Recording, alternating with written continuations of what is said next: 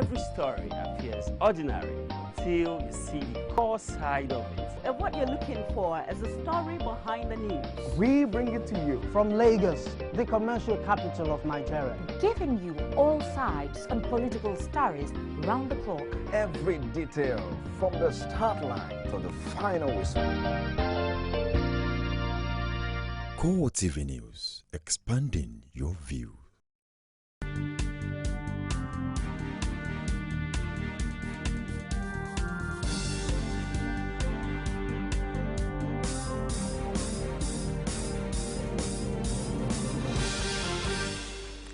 Good evening and welcome to CoreTV Primetime News. I am Omotayo Alo. In our major story, Senator Bukola Saraki has denied suggestions that he is set to defect from the All Progressive Congress following his ongoing travails of false declaration of assets.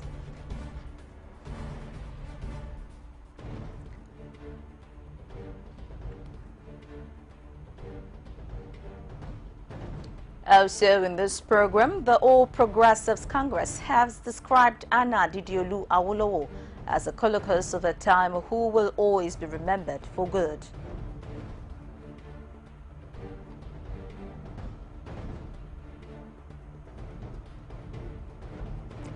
Lagos State Governor Akinwumi Ambode says his administration is committed to deliver selfless service and positive difference in the next 4 years.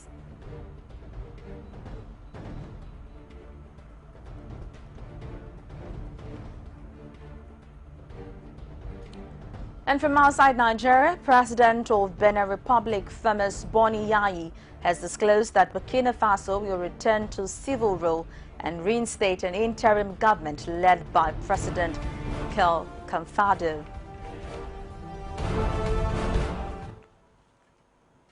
Thank you for joining us at this time. Now the news in full.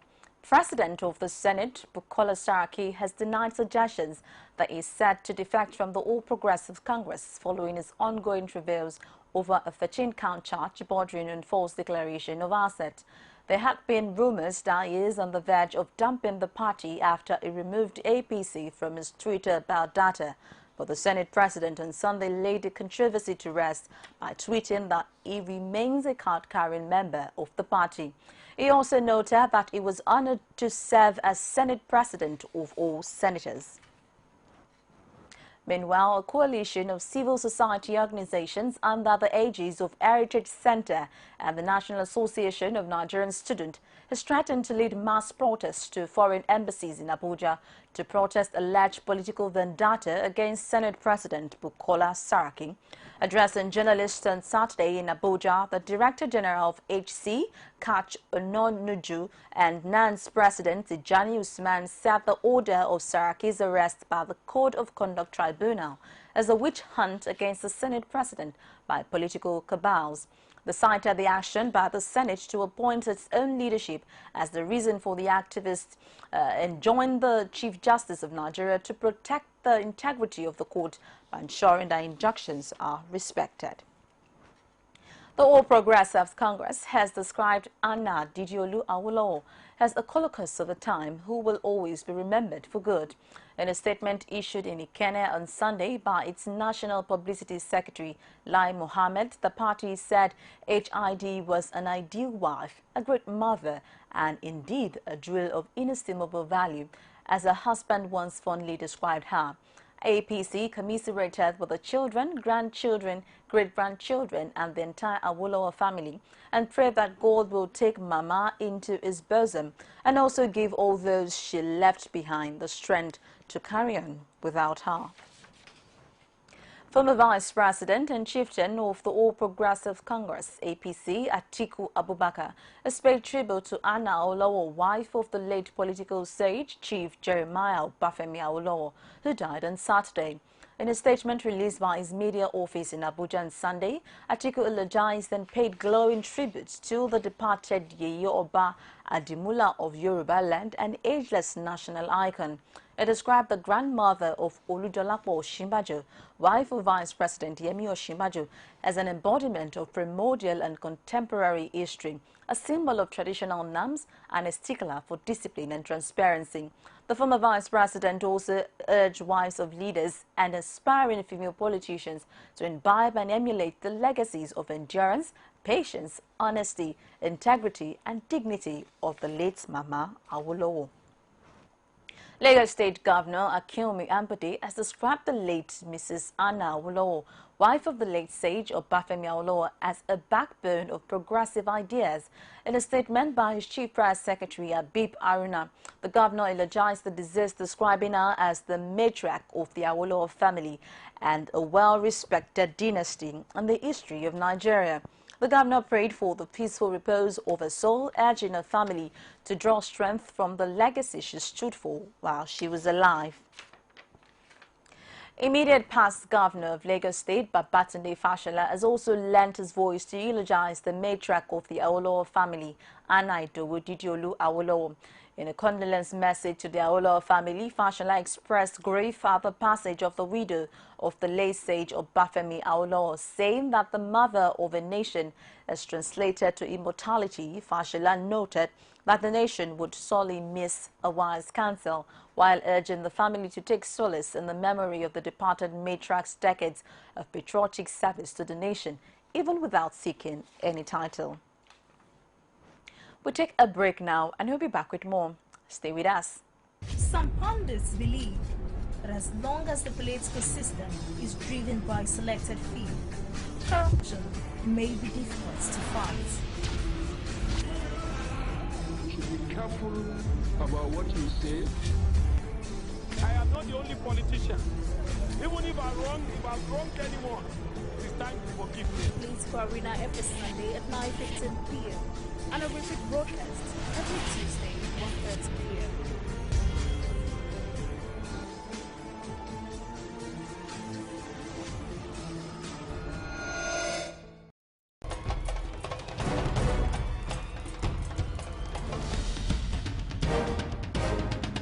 This is what the people are saying. You don't run a big economy with generator. They need to do more in terms of energy and power. Many things to do for this Nigeria about lights, water and nudity. For Nigerians that are not gullible, we know that good laws have done nothing good for this country. Buhari won the election convincingly. Talk to her husband that you should keep promise about what you said, and because people are watching you, you know, another election is coming. Because some people will strong for Yoruba land, will be strong man, you don't die. This nation is moving forward. The best is going to take place. The people giving voice to the voiceless. Welcome, and if you're just joining us, it's CoreTV Primetime News. And here's a quick reminder of our major stories. Senator Bukola Saraki has denied suggestions that he is set to defect from the All Progressives Congress following his ongoing travails of false declaration of assets.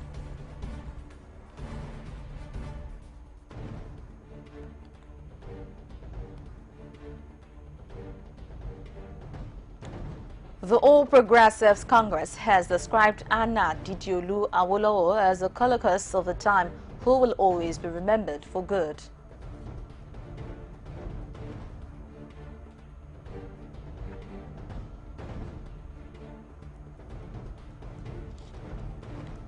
Lagos State Governor Akinwumi Ambode says his administration is committed to deliver selfless service and positive difference in the next 4 years. And for more of our news and information, visit our social media platform, facebook.com/CoreTV News, our Twitter handle @CoreTV News NG. You could get more on our YouTube channel, youtube.com/CoreTV, Live Space and News. Lagos State Governor Akinwumi Ambode says his administration is committed to deliver selfless service and positive difference in the next 4 years. The governor said this when members of the Herbert Humphrey Alumni Association and representatives of the Public Affairs Section of the U.S. Consulate General Lagos paid him a courtesy visit at the Lagos House Ikeja. He assured that his administration is set out to impact positively on the lives of the people in the state. Governor Ambode also canvassed for a viable partnership between the Alumni Association and the state government, which would enable them share ideas and values that would be beneficial to all Lagosians. Governor Okezie Ikpeazu of Abia State has set October 2015 as deadline for clearance of all salary and pension arrears in the state. He also directed that a 7-man committee be set up to manage the disbursement of the 14.152 billion federal government bailout for the payment of salary and pension arrears in the state. A release by the Senior Special Advisor to the Governor on Public Communications, Sam Hart, said the Secretary to the State Government, Eme Okoro, had been mandated to inaugurate the committee on Monday. The committee, according to the release, would be made up of the representatives of the Head of Service of Abia State, Chairman of Nigeria Labour Congress Abia State Council, and Chairman Trade Union Congress Abia State Council, amongst others. The committee is also to ensure strict adherence to the original purpose of the bailout and avoid diversion. It was disclosed in the release that though the fund has not been accessed, but gave assurance that it was expected during the week. The police detectives attached to Shagamu Division of the Ogun State Police Command has arrested Dabeshi Umoru for defiling a 7-year-old girl.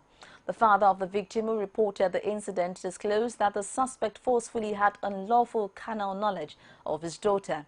The matter will be charged to court immediately the case is transferred to the Department of Criminal Investigation and Intelligence, Ilewe Abeokuta, for the command described the evidence as credible and the suspect to be arraigned to court.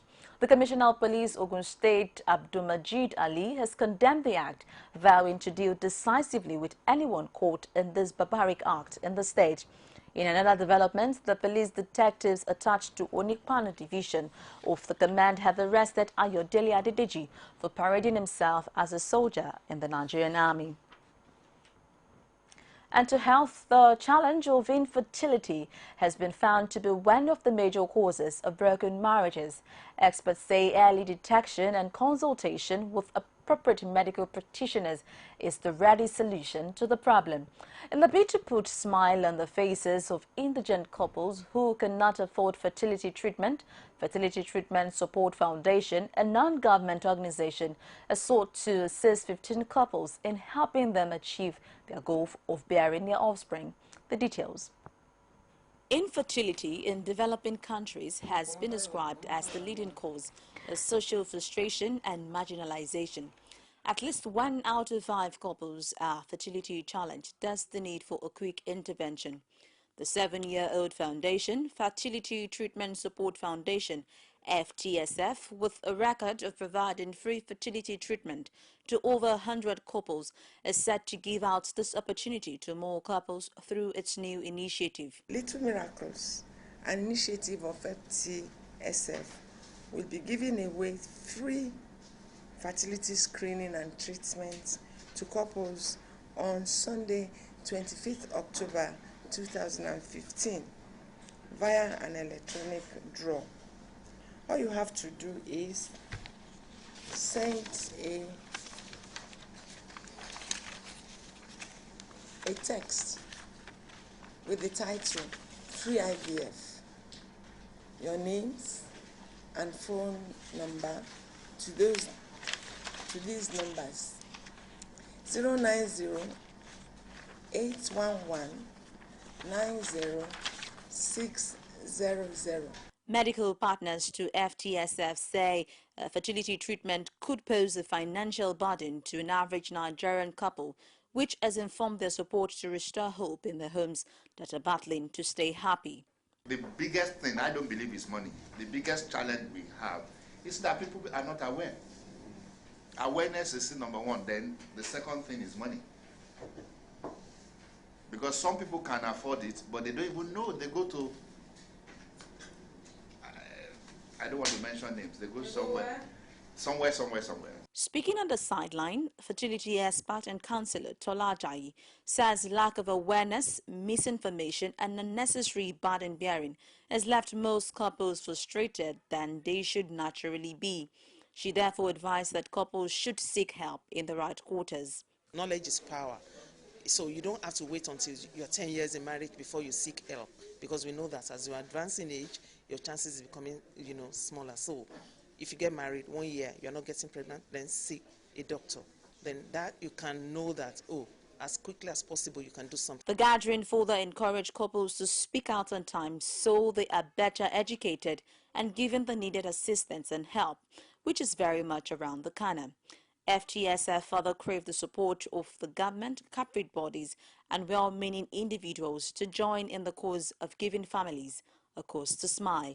Omotayualo, CoreTV News, Lagos. Adolescence is the period characterized by the development or body changes in a child towards adulthood. In girls, the breast develops, while in boys, the voice deepens. This stage is popularly referred to as the teenage years of puberty. In the face of rise in teenage pregnancy, parents are more worried at the alarming statistics, which puts 150 ladies under 19 getting pregnant out of every 1,000 Nigerian women. CoreTV News correspondent Nitu Elabare has details. In a bid to protect adolescents from early pregnancy, abortion, misinformation about sex and career failure, sexual education has come to bear as counselors seek to equip adolescents with adequate knowledge on sexuality. Oluwafunsho Bukoye, Program Associate for a non-government organization, Action Health Incorporated, has challenged the young generation to focus more on overcoming challenges that serves as a stumbling block to the future. So we see that this nation is a youthful nation, and in most cases, young people challenges, like young people issues, are not addressed. The challenges that young people are facing range from the educational challenges, the health challenges, employment challenges. There are so many things that a young person face day in, day out. The government have a huge role to play in creating more vocational centers around the country for young people. This will address the issue of unemployment, because as a young person, if you're already trained in one skill or the other, you become a person who is skilled in a particular trade. The adolescents' future can be secured if they are encouraged to communicate properly with their parents, guardians and counselors and be guided properly. The adolescents have this to say. It's high time the government start taking responsibility for young people. Government has abandoned the youth in so many ways. Some are already touts, some criminals, committing all sorts of atrocities in society. If only the government can put in more effort, making these youth responsible citizens, they will be useful to themselves and to the society. The government should make centers for vocational training and skill acquisition available for young people. For example, a young person can go to school and learn photography at the same time. Now, a young person that does not have opportunity to go to school can learn vocational skills like barbing, tailoring, fashion designing, and all that. It can help make them financially buoyant in the future, and they can ensure a good future, a better future for themselves. They say the future of the average Nigerian youth is full of promises and is beautiful. For in no distant time from now, they are the leaders of tomorrow. The future will be bright. They will learn to embrace solutions. Netu Elabare, CoreTV News, Lagos. There's been a breaking news report just reaching us says many fear that as multiple bomb blasts hit Maiduguri, the Borno state capital. We bring you details in our subsequent bulletin. And we want to go on this quick break, and we'll be back with business, foreign and sports stars. Stay with us. Is it crazy or autocracy? Or what type of crazy is that? Except crazy. News making the headlines. Black Maria is to carry criminals, trading looters that are in government today. Sometimes it gets confrontational. Slap you in the face. They don't put words into my mouth. Whatever it is that will bring our military to disrepute, I said to hell on with it. Core Digest. I want to know why I should be believing them. Every weekday, we bring all of these together and take them to the court of public opinion. Everybody have the right in Nigeria. Where you are the judge.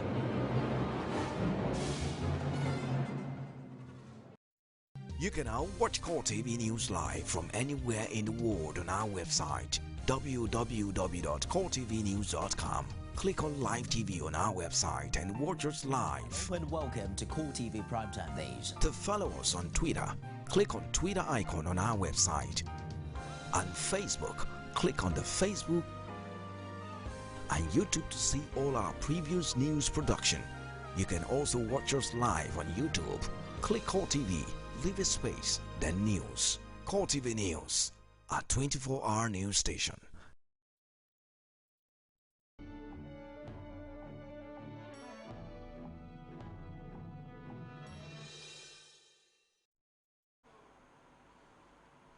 On our business desk, the International Fund for Agriculture Development, IFAD, says it is implementing a 7-year rural agriculture finance support program aimed at reducing poverty in at least 345,000 rural poor households in Nigeria. IFAD's country program manager Atsuko Tolda, who disclosed this at a meeting with the management of Bank of Agriculture, BOA, Central Bank of Nigeria, CBN, and microfinance bank operators in Kaduna, said IFAD has given the sum of $27 million into the project. She pointed out that the program aims to tackle unemployment and poverty in Nigeria, as well as encourage economic growth and development. Tolda urged BOA to ensure smooth and transparent implementation of the program so as to achieve its aim of poverty eradication.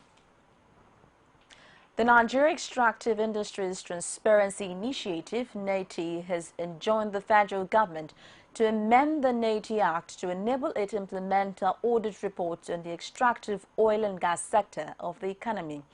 The Executive Secretary, NATI, Zainab Ahmed, disclosed that there is no provision for remediation, which is the most critical part of the work and the much-needed reform that is required in the oil and gas and mining sectors.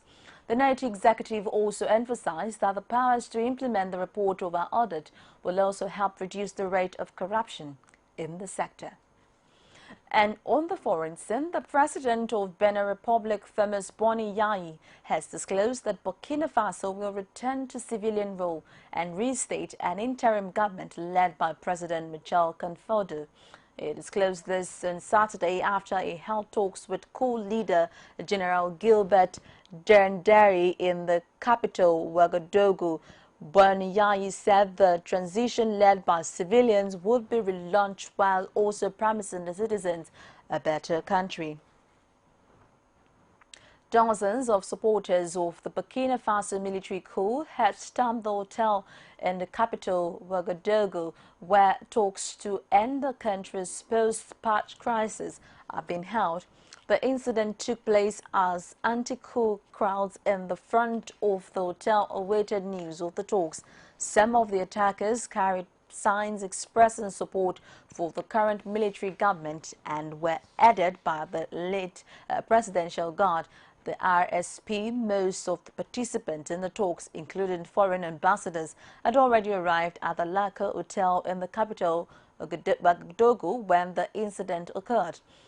However, it's unclear if the negotiations, which were meant to be attended by members of the civil society, political parties and military, amongst others, would go ahead in spite of the violence. Pope Francis has advocated the need for the United States and Cuba to continue their reconciliation. The Vatican made this call after it touched down in Havana, his first stop in the two-nation visit that will also take him to the U.S. The first Latin American pope is to lead a mass in the Cuban capital's Revolution Square, which is expected to be attended by nearly 1 million people, and will address the crowd beside a large sculpture of his fellow Argentina, Che Guevara, following in the footsteps of his predecessors, John Paul II and Benedict XVI. Thousands of Venezuelans today marched in cities across the country to protest against the jailing of opposition leader Leopoldo Lopez. Lopez was sentenced to nearly 14 years in prison earlier this month on the charge of inciting violence at the anti-government demonstrations last year. The protesters, who claim the sentence was politically motivated, last took to the streets in May when the imprisoned politician went on strike to demand that the government set a date for legislative elections. Meanwhile, those elections have been set for December 6, and the opposition is pulling well ahead of the Socialist Party. Myanmar's president has signed a law requiring Buddhist women to seek permission before marrying outside their faith. The law was passed by the parliament in July despite criticisms that it discriminates against religious minorities and encourages anti-Muslim sentiment. And now to the world of sports.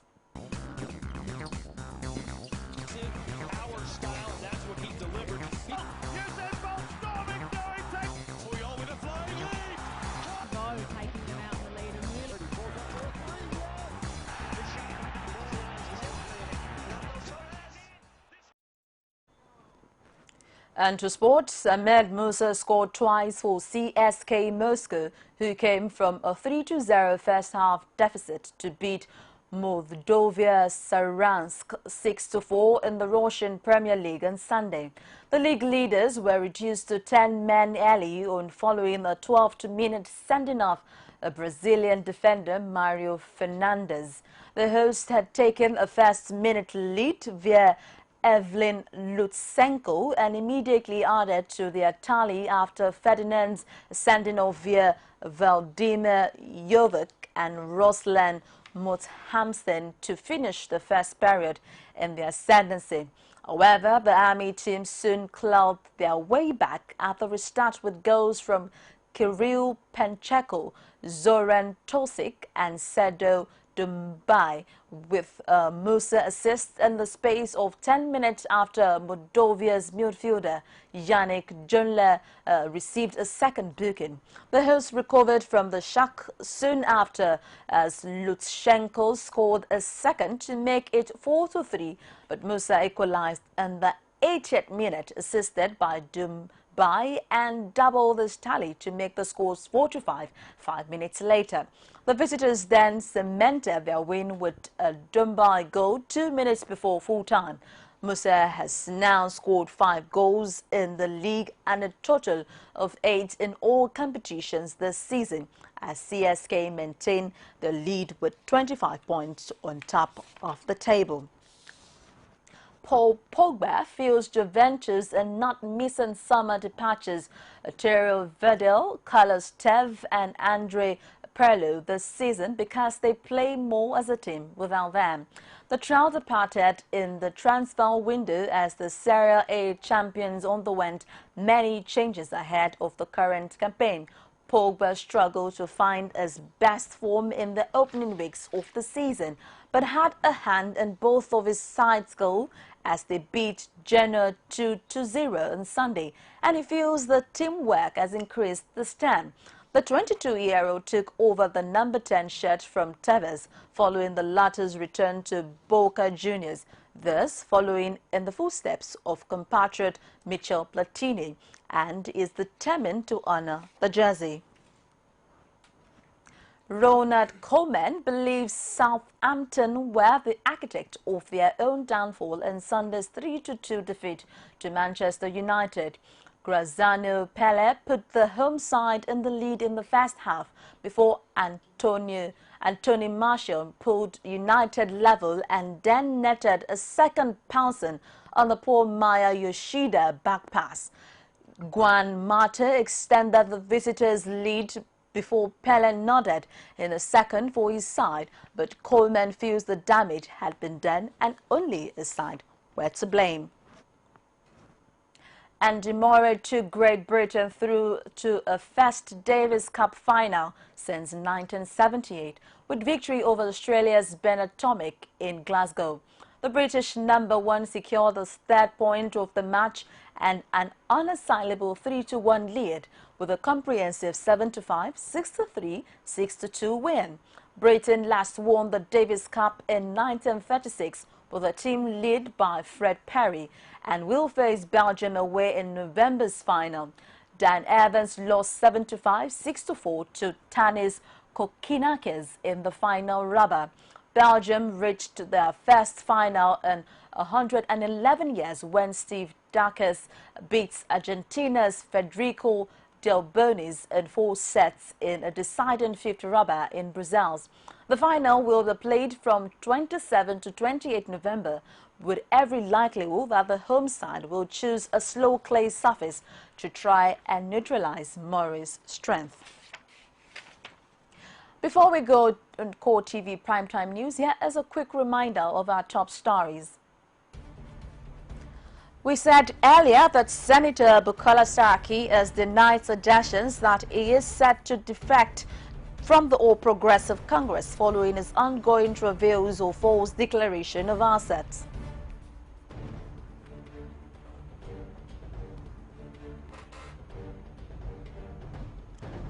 The All Progressives Congress has described Anna Didiolu Awolowo as a colocus over time who will always be remembered for good.